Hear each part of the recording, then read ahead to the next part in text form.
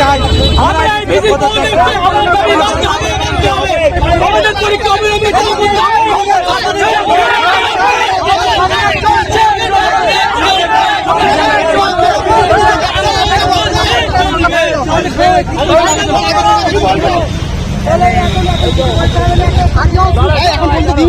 এখন কিছু বলতে পারছি না, এখন কিছু চলে যাও।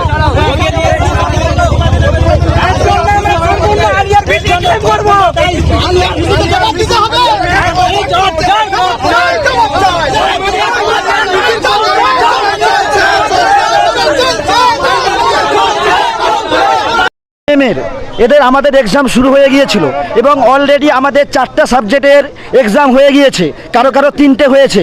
কিন্তু হঠাৎ মাত্র কি মনে হলো যে আলিয়া বিশ্ববিদ্যালয়ে মেন ক্যাম্পাসে এক্সাম চলছে, কিন্তু যে 11টা যে স্টাডি সেন্টারগুলো রয়েছে এগুলোই কি কারণে কি মনে হলো হঠাৎ মাত্র এক্সামটা বন্ধ করে দেওয়া হলো, পরীক্ষাটা বন্ধ করে দেওয়া হলো?